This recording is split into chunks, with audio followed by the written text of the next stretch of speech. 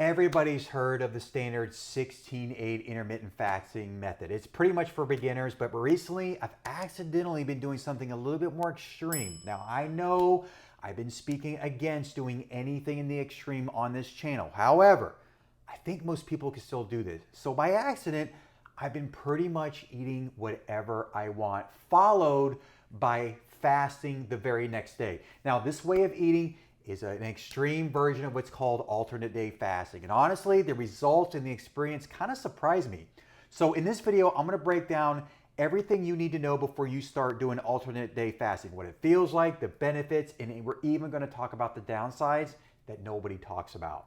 Now, if you're new to my channel, my name is Tim Ernst. I coach high-performing men over 40 who wanna lose 40 pounds in 16 weeks so they can get their edge back. My Keto Shed 40 coaching program is built for busy professionals. It's efficient, done for you, and backed by accountability so you can finally stay consistent and see results. If you want more information on that, I'll go ahead and put a link in the description of this video. Now let's talk about exactly what it is that I've been doing as it pertains to this alternate day fasting. Now there's two versions that you can do. The one version I described at the beginning of this video where I've been kind of eating whatever I want, and then the very next day I don't eat anything. But another version that's more common is where you pretty much eat normally one day, but then the very next day you're only allowed to eat 500 calories. And I did this months ago where my 500 calories that I was eating about 5 to 6 eggs with like a tablespoon of butter, and that equaled about 500 calories. So that worked very well. However, like I just said, I've been kind of experimenting by accident really, just being flexible and eating whatever I want, followed by not eating anything the very next day. And the results, like I said, kind of surprised me. Now, as you know on this channel, I talk a lot about how I'm a keto coach, I do intermittent fasting. So you're probably thinking like, Tim, what do you mean you're kind of eating everything you want? Aren't you like a keto guy? Yes, I'm technically still a keto guy. However, if you've been following me on my video for quite some time on this channel, I've already reached my goal. So now I'm at a point where I can kind of be more flexible with my diet within reason. And I know this is going to work for you as well when you reach your weight loss goal. So I want to kind of give you some insight as to how to manage your weight once you've lost it. Now, if you're here on this channel and you want to lose even more weight, this approach is going to work for you as well. So here's what I've been doing. So I'll give you an example. So yesterday I went to my parents' house. I mowed their lawn, and here's what we had to eat. We had grilled cheeseburgers, which I had the bun and I had ketchup and all the stuff that you're not supposed to put on a hamburger with the bun, not really technically keto. I had a slice of some spinach pie, which had some crust on it, so technically not keto. And then I also had some meat pasta. It was kind of a smorgasbord of kind of everything that my mom had, and we just kind of ate whatever. Now, here's what I noticed. I noticed when I do this within the entire week, I actually start losing more weight than I thought I would, all right? So let me just give an example. So let's just say before I started on my alternate day fasting, I weighed in at like, let's say 180 pounds, all right? I step on the scale, I'm 180 pounds, and then I start my day by eating whatever I want like I did yesterday at my parents' house. Well, let's say the very next day, I step on the scale and I notice I'm 183 pounds. Well, that's to be expected when you're eating things that are off a keto plan, all right? You're gonna gain weight through water weight, sodium, food volume. Those kind of things are gonna make you gain weight on the scale. But here's the interesting thing that I've noticed. When I have my fast day, theoretically, you would think, okay, I should probably lose those 3 pounds. So back up, like I just said, I started at 180 before my eating whatever I want day. The very next day, I step on the scale, I'm 183. And if I fast the following day after my kind of big cheat day, I should theoretically go back down to 180, right? Well, here's what I've been noticing. Instead of going back down to 180, I actually lose another pound. So I'll end up being 179. So theoretically, you would think I would just take the weight off from my so-called cheat or feast day, but I'm actually losing even more weight, even though it's only a pound difference. So instead of losing the 3 pounds that I had gained, I lost 4 pounds. So I actually end up losing an additional pound. So that's kind of what I've been experiencing when doing this way of alternate day fasting, which is a little extreme. You're eating one day and then you're not eating the next. Now, here's what I can tell you. The only downsides that you may experience. Now, I personally really haven't experienced too much downsides, but if you're new to this way of eating, where you're eating one day, anything you want, and then you don't eat, if you're someone who goes in the gym and exercise, on your fast day, you may notice you're not as strong, you're feeling a little weaker, maybe you have some brain fog. That's very typical when you're not eating the whole day. Even when you start a keto diet, you may experience the same thing where you have brain fog, a little bit of headache, your energy kind of goes down. But I've been doing this for quite some time, and here's what you notice. That actually may not happen if you're eating on your so-called eating or feeding day, where you're having like your flexible, meal, or you're kind of cheating. If you're eating a lot of calories, those calories can kind of almost carry you over to the next day where you're just not going to be hungry.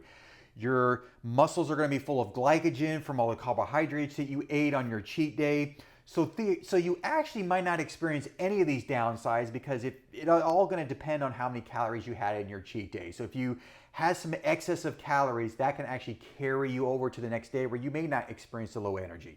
You may not have the brain fog or the headaches or anything like that. So actually, this could actually work very well depending on how many calories you eat on your cheat day. So like I said, I haven't really experiencing those downsides, but I just want to kind of give you those downsides just in case you start to feel some of these things. You'll be more prepared, all right? Now, the other downside to doing alternate day fasting is it's going to affect your social life. So if you're a family person, you want to sit down with your wife and kids, well, there'll be days where you just don't eat. So that might, if you're not kind of wanting to do that and you want to sit down at the dinner table with your family, then alternate day fasting may not be the best approach. Me personally, I'll eat with my family, but then those days that I fast, I'm not really eating with the family, and they're okay with that, all right? They kind of know my routine, and as long as your family knows your routine, they can kind of pretty much understand, all right? Especially if you have a really, really big goal of losing a lot of weight, hopefully your family's going to support you on that decision.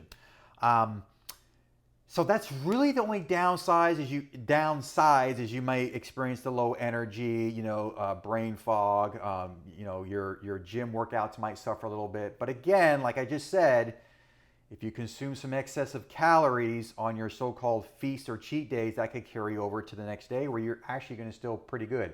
It really takes 2-3 days of not eating at all where you start to notice those dips.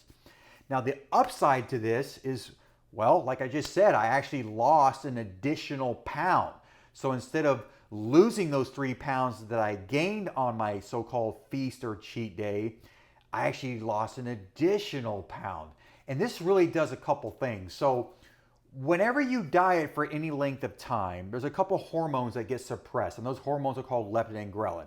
And that basically just sends a signal from your brain to your gut telling you whether you're hungry or full. Well, sometimes those get kind of out of balance. And one way to reset those is to actually become a little bit more flexible with your diet, have some type of cheat foods, whether it's sugar, carbs, those kind of things, maybe something you're craving.